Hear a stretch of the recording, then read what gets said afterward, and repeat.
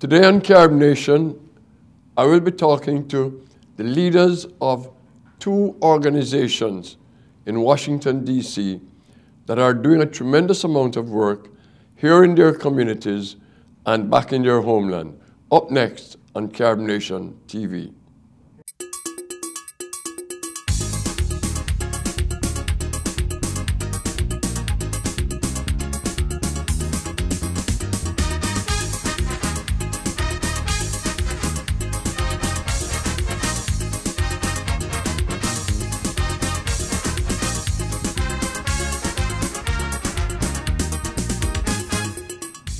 Welcome to CaribNation TV. I'm Curtis Ward, and today I'm going to be speaking to the leaders of two dynamic organizations that are doing a tremendous amount of work, both here in the communities they serve and back in the homeland, Jamaica. First up, I'll be talking to the leaders of the Jamaican National Association, Dr. ELAINE Knight, the president, and Ms. Jennifer Wilson, the secretary of the organization. Welcome to CaribNation, Dr. Knight and Ms. Wilson. Welcome. Thank you. Thank you for having us. It is truly quite an achievement for any diaspora organization to last 50 years. Usually, most organizations wither on the vine and fade away. So, first of all, let me congratulate both of you for carrying forward this organization in this new century. Now, what I would like to begin with is, why was this organization established in the first place? And Dr. Knight, perhaps you can shed some light on that. Well, in 1969, Jamaican National Association was launched at an inaugural meeting at the Howard University campus. And Ambassador Ward, you were a part of this. And I'm going to specifically say in the spring of 1969. So I know you will give us some more details on this. I will defer to Mrs. Wilson to give more information on this launching of JNA in 1969 at the inaugural event. That's right. As you know, that the Jamaican National Association, as you said, was launched in the spring of 1969 at an inaugural meeting on the campus of Howard University.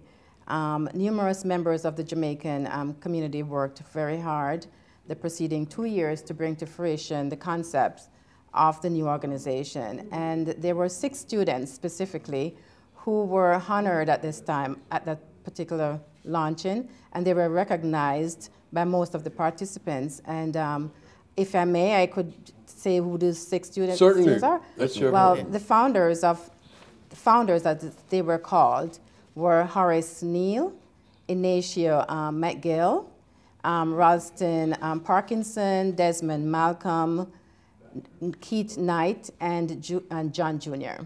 Yeah, I just want to say something here, yes, because Dr. Knight alluded to the fact that I was around. Yeah. Right. I was not a founder. I only voted in that first election.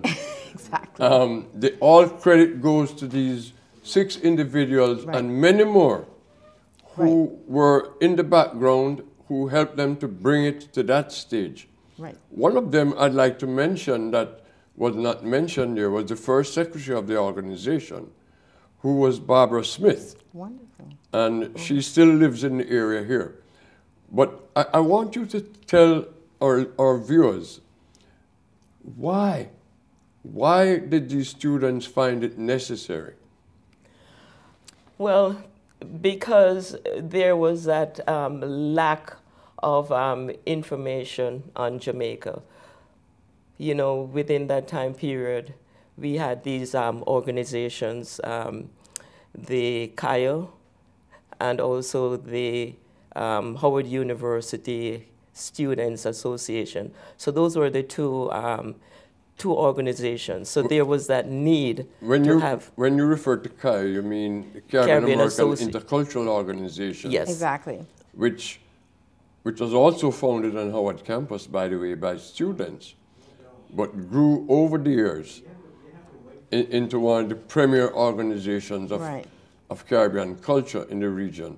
And of course, the Caribbean Students Association. At Howard University. At Howard, yeah. So those were the two champion organizations at that time. So there was that need to actually have the initiation or the launching of the Jamaican National Association in 1969. And it's still a strong, viable organization today, because as we celebrate our 50th year this year, some of our key members, our founders, will be at our 50th anniversary event the week of September 15 of this year. There's also a context, I believe, for the founding of the organization, in that prior to JNA, we had two Caribbean organizations on the front line, Right. but no organization representing any of the countries. And this was actually in the wake of the breakup of the West Indies Federation. Do you think this had anything to do with the nationalistic fervor coming out of the Jamaican community on the campus? Yes, I could say. I do have just a little bit of information about the genesis, and that is that the concept of the Jamaican organization addressing the affairs of the Jamaican community, it was basically influenced by, profoundly by the nationalistic feelings of during the mid-60s, where it emerged as a backlash of the demise of the West Indies Federation that started from 1958 to 1962. Mm-hmm. And in 62 up to that time, the affairs of the Jamaicans were addressed by only two Caribbean organizations, which of course you alluded to was the CAYO, which was the Caribbean American Intercultural Organization, and the Caribbean Student Association at Howard University. Yeah, and of course, there were quite a number of Caribbean students on the campus, right, with Jamaicans being in a significant majority at the time. But I want to move on a little bit from the founding, because you're now in the 50th year. Right. And I'd like for you to talk about some of the things, and maybe Dr. Knight, you can begin, and Jennifer, you can pick up from there. But tell us a little bit about some of the things that JNA has been able to do over the years. First of all, thank you for asking that question. Over the years, I just want to premise by saying thank you to the Embassy of Jamaica, because without them, some of our initiatives wouldn't have been highlighted as much as having their involvement, or having the embassy being a vehicle for our association. So in terms of enhanced initiatives, all that we started with the embassy, and this is continuously being strengthened through our ties with the embassy. So I just want to say thank you. Thank you, Embassy of Jamaica. Thank you, Ambassador Marks, for being a part of this journey that we are continuing with. Increased visibility by presence at some of our community functions. For example, last year we were at the Jerk Festival, and also at the DC Reggae Festival, where we had a booth there, maintaining our presence, giving information. And from those two events, we had new members that came to our meetings. So from those two events, and actually sharing and information about our organization, we were able to recruit new members, and hopefully we will retain them, and we're doing as much as possible as retaining them. Yeah, one of the objectives, I believe, of JNA had to do with expansion of Jamaican culture in the region and promotion of that culture. Maybe Ms. Yes, Wilson, I would love to talk about the association purposes yeah, here in the United States and in Jamaica. And we are here to unite persons of the Jamaican heritage in the Washington, D.C. metropolitan area and their friends and supporters, and in membership and in support of the association as a vehicle for communication and cooperation, and to identify, support, or provide activities that promote our Jamaican culture and heritage. And we're also here to assist students and persons of the Jamaican heritage in the Washington, D.C. area in pursuit of their educational and developmental I'd like to talk goals. to you about that some more. Right. In terms of the students. Right. What exactly has JNA been doing with students up to this point? Well, we have been very instrumental in providing scholarship grants to students in the Washington metropolitan area over the years. Really, really, this is critical, and we are passionate about this because as a student, I know I was a student, that need for the expenses that's there, the need to help support your educational needs. The tuition is just continuously going up. So in terms of giving them some form of recognition in terms of scholarship, that certainly will also help to enhance their development and funding towards tuition. Do you have any idea how many Jamaican students are in the area right now?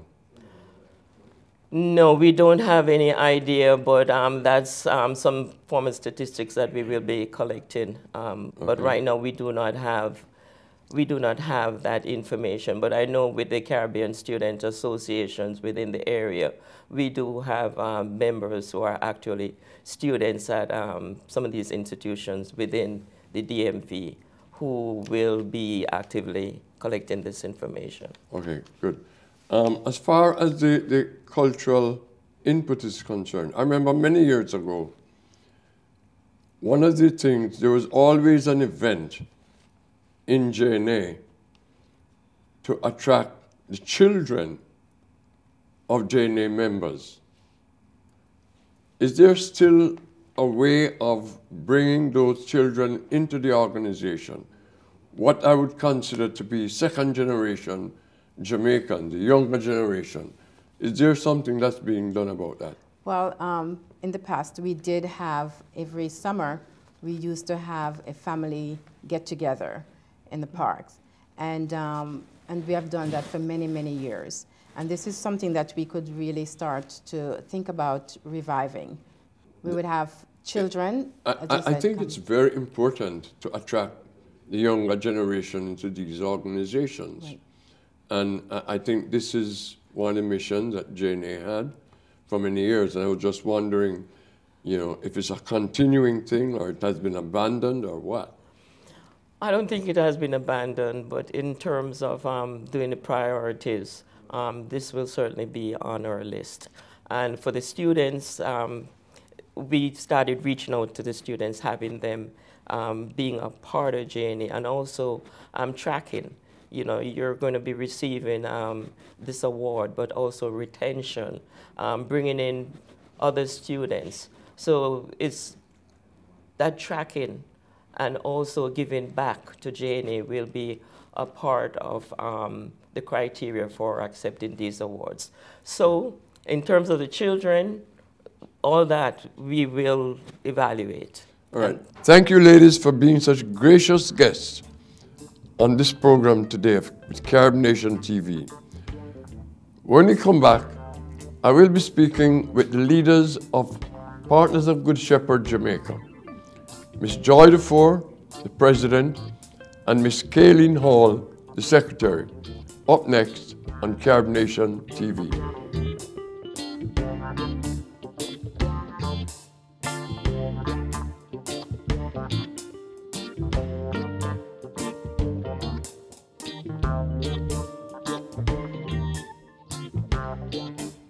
Today, I have the pleasure of sitting down with two ladies from the Partners of Good Shepherd Jamaica, the President, Ms. Joy Dufour, and the Secretary, Ms. KAYLIN Hall. And today we're going to be talking about some of the things this organization has been doing It's a very young organization, but in the few years that it has been in existence, it has already set its mark as one of the most productive members of the Jamaican diaspora. Ms. Joy Dufour, welcome to CaribNation. Thank you. Ms. KAYLIN Hall, welcome to CaribNation. Thank you. Joy, I'm going to start with you. You are the person who founded this organization. Correct. Why? Well, out of an experience I had back in 2013, I went to visit someone who was ill in Cornwall Regional Hospital.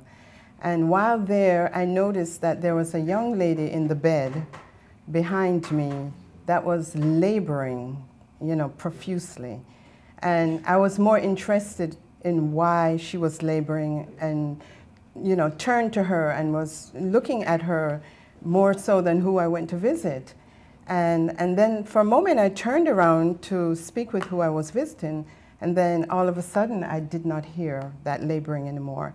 So when I turned around and looked at her, it had appeared that she stopped breathing. And, oh my goodness. Yes, and so that was very devastating to me. I ran to the nurse's station to, get someone to say what's going on with this person. And when they finally got there, all they did was, pull the curtains around her. And that was an experience. If I talk about it long enough, I'll get emotional. Okay. We don't want to see your crying. Yeah. I just, say this to say, it's a young girl. She couldn't be at least 14, 15 years old. She died alone, and I'm saying if this was in another place, maybe something would have been hooked up to her. Who knows if she could have been saved? A machine could have been beeping, but and that's all there was to that. And so I'm no stranger to serving people. My brother is the Archbishop in Jamaica, so I've always been around helping and serving and doing. So out of seeing that, I thought there was a need, that where I can help. And so you saw. You had a good reason. Yes. You had quite a stimulus. Yes. To start this organization. Right. Before I get into some of the things that you've been doing with this organization, KAYLIN, why did you become involved with Partners of Good Shepherd? A few reasons. First is definitely my love for Joy, and she is just so amazing, and her passion, her commitment, dedication is definitely contagious. And also the work of the organization definitely is something that I respect and admire. And even just because I'm American, so, it's something that I've always been a part of, growing up, just finding friends and just really having an admiration for the culture and, being married to a Jamaican. Oh. And so, yes. So I feel it's important for us to, show our daughter, what it means to give back and to really be proud of her culture as well. So I think that was a huge draw for me too. Joy, back to you for a moment here. So you started this organization. What exactly did you hope to achieve when you started it? And tell me a little bit about how it began and where you are today. Okay. So I have a sister in Florida, and she has had an organization to help the poor since, she's now celebrating 22 years. Okay. Okay. So and you are? I'm 7 years. I'm the baby. Not to say, I had it on a smaller scale, but not, I stepped out in faith and, started the organization. So the first year we piggybacked off of her papers, and we held our first fundraiser that we did very, very well. And it's not too hard I think, for us to really get the support, because my brother, Archbishop Charles Dufour, he's a very unique individual, and he's always served, you know, his country and served his people and the communities that, you know, he has lived in. And, you know, so using his name, you know, to help with the organization, people would come out in droves because at one point or other, he has touched a lot of those folks who support us lives, whether it be through marriage or baptism or something. So tell me, when did you start? We started 2013. We had our first annual brunch. We have now migrated to a dinner dance. Okay. So the brunch used to be on a Sunday. Now we're holding it on a Saturday. So we're talking about, you really started 7 about years now. 5 years ago? 7. This will be your 7th year. This will be my 7th year, yes. And each year you have a fundraising activity. And this is, what time of the year do you normally have this? Yes, the fundraiser is usually the first Saturday of May. Okay. Yes. And so far, I assume you've been raising some money. Yes, we have. And what have you been doing with it? Okay, so we concentrate on 3 areas. We give money according to the needs. And so one area is mustard seeds communities. And Mustard Seeds is a wonderful community organization that was started by Monsignor Ramkison. And they deal with abandoned children. And where are they located? The head office is in Kingston, my father's house, but there are 13 communities throughout Jamaica. Each of them specialize in something different. For instance, Sophie's Place is for teen mothers. Yes. So when the teenagers are pregnant and they don't have a place to be, that house is there for them to come in and learn and have the baby, and they prepare them for work. Okay, which of the, I know you've been involved with Mustard Seed, in Money, Jacob's Ladder, Yes. and so on. Yes. KAYLIN, you came into this organization because you wanted to be a part of this service orientation, helping Jamaicans. Have you had an opportunity to visit any of these facilities? Not yet, but one of the things that I know we are very interested in doing is building a house and taking a mission trip, which Joy will talk about a little more. Building a house where? Jacob's Ladder. Jacob's Ladder. And that is in Monique. That's in Monique. Jacob's Ladder, for some reason we have adopted Jacob's Ladder because it's the only, we house folks with disabilities 18 and above. And it's near and dear to us because the government in Jamaica, once they become 18, no longer supports their needs. So at Jacob's Ladder, you want to build a house? Yes. Yes. What is the purpose of this house? Okay, so Jacob's Ladder is located on a little over 100 acres of land. The vision is to be able to build the houses where at least 400 residents can occupy that space. How many people are there now? We have a little bit over 120. And these are all disabled? Totally disabled. What age? 18 and above.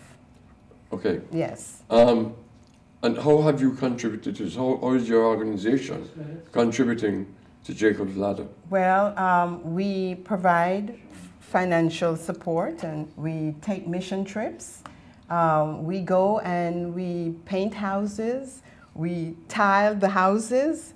Through my church, which Tell me a little bit about your mission trips. Yeah, my mission trips is that I've introduced my church to this project, St. Andrew and Catholic Church, and we do mission trips, maybe 3 to 4 mission trips per year. What do they do? We go down and we embrace, first of all, the residents. We try to have a relationship with them.